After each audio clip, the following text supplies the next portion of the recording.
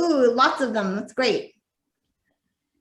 So we have one hot one, and it's, if you can see, it's this one here with the tall lip. Closer to the last hot bowl. Maybe that's good. Yeah, and if you want, what I would do is just make sure that you've cleaned out the one that had stuff in it, just so that it's not distracting. Great. So now we've made it harder. It's not in a line and there's a lot more. Yeah, and like the distance. So now you're playing with distance, right? Yeah. And again, like if the cat has any trouble and is sort of wandering around and going, I can't find it, then we'll bring them back out and adjust it a little bit.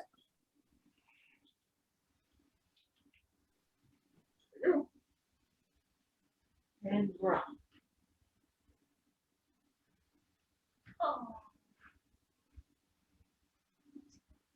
And so for some people at this point, they might want to help, right? Because they're like, oh no, cat isn't going directly.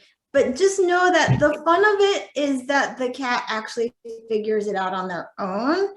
And sometimes it does actually take them a little while, and you'll start to see what's too long and what's still sort of doable.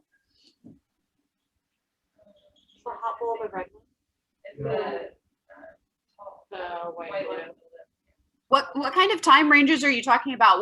What's too long and what's doable? Really, really good question. So it's going to depend on the cat, and it's going to depend on their experience. So what we noticed was that the cat was coming towards the gates, and actually the cat actually smells it right now. He just doesn't know that he needs to turn around. Because you can see, right, he stopped and he's sort of doing this. So he smells it, he just doesn't know how to figure out where it's coming from yet.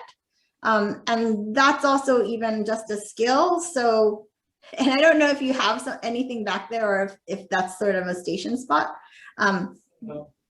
But the question was time frame. So it depends on the cat.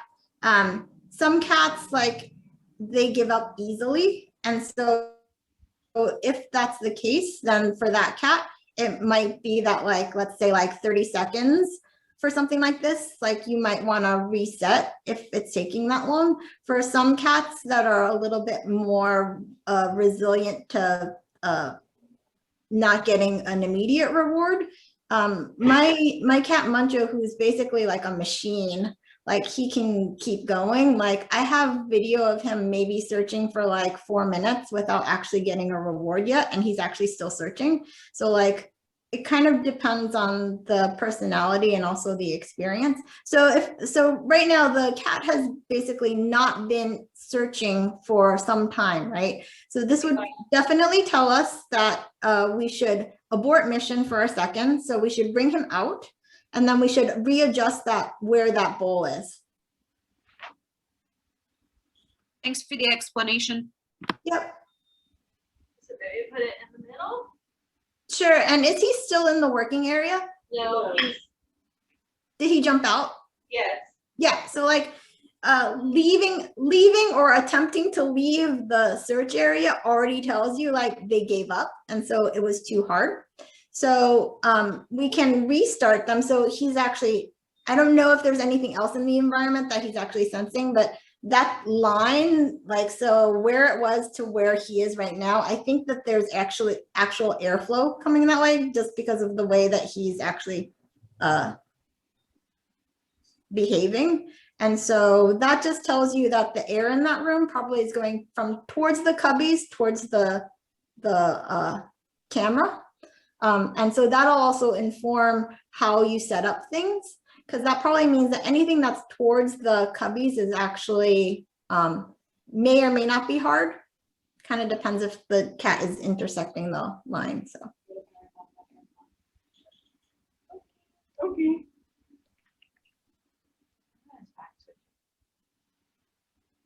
And the reason why the class is set up so that like the increments of difficulty are very, very small and incremental is because cats will have more of a tendency to be sensitive about like, didn't get it the first time, I'll just leave. And again, if you need to bring him to the mouth of the opening and then close it, that's fine. Almost there. Because this also probably tells us that where that start line opening is, the air from that area may not be actually moving towards it. So that's why he's not sensing that there's anything there. And the hot bowl was actually changed, right? So right now it's in a bowl with like sides up, and before it was in the red one, which is flat. So even something like that, which is a very small detail, can actually make a difference. So like right now, if the odor is trying to come out, it may be being held within that bowl more so than when it was flat. That's a really interesting point. So again, like that's why I really like doing these kinds of nosework exercises, because it helps me to sort of like see all the details. Get one of these with that. That's better, right? Or just make 2 hot bowls in there. Yeah, and you can totally do that. That's a really good idea. So another thing that we could do if like a cat was losing their momentum or like their drive for like doing the work, we can basically start to just throw out more hot things. That doesn't actually mean that the cat is actually building specific skills necessarily, because like when we just have one, it's easier to see what skill we're working on. When we have more out there, it's sort of more like a free-for-all, and it's sort of like, oh, there's more. But we can't sort of pinpoint necessarily like the skill that we're working on. So Okay, well, Oki's having a quick bathroom break, and then hopefully he'll come out. say that again, I couldn't hear you. Oki is going to the bathroom right now. Hey, tell me your Grammy's what? Okay, so then how about this? Oh, why don't you let that cat in? Okay. Come on, Bellamy. And so like even the skill of realizing that they need to move away from it before they then move into it is actually a skill, Here we go. as opposed to going straight. Hold. Hot. And then there's one more, right? Yeah, Yes. the black lid. Okay. Oh, that's so red. And so you can see even with this cat, they have avoided the ones that were Farthest away. near the cubbies. So again, like we may be just dealing with some spatial pressure stuff too. So so did they get 2 of them? Yep. And is there one more? No, that's it. Okay, awesome. Oh, but he's looking. Yay, they moved in. And you can call them out. Yay, Bellamy. super.